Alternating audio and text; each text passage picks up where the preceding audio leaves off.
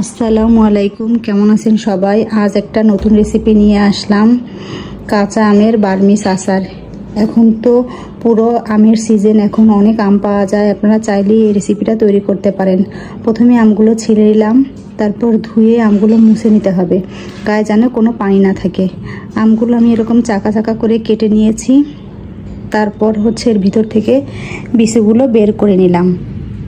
বের করার পর একটা পাত্রে নিয়ে এর মধ্যে দিয়ে দিলাম 1 কাপ চিনি, হাফ কাপ সিরকাটা দিয়ে আমি আমগুলোকে ভালোভাবে নেড়েচেড়ে আমের সঙ্গে চিনি এবং সিরকা মিশিয়ে নিলাম। মেশানোর পর এটাকে রেস্টে রাখতে হবে 1 ঘন্টা।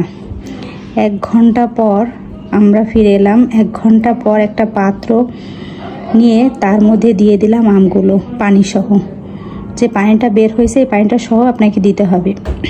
আমে কোনো বাড়তি পানি অ্যাড করা যাবে না। এই পানিটা দিয়ে আপনাকে আমটা সিদ্ধ করে নিতে হবে। কিছুক্ষণ পর দিয়ে দিলাম স্বাদ মতো লবণ, হলুদের গুঁড়া, মরিচের গুঁড়া, আর আমি একটা ভাজা মশলা আমের আচারের জন্য আগে থাকতেই তৈরি করে রেখেছিলাম, সেটা দিয়ে দিলাম।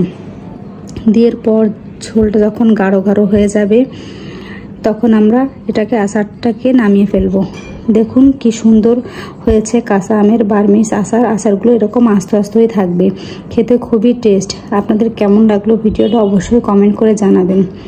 যদি ভিডিওটা ভালো লাগে থাকে তাহলে অবশ্যই চ্যানেলটি সাবস্ক্রাইব করবেন।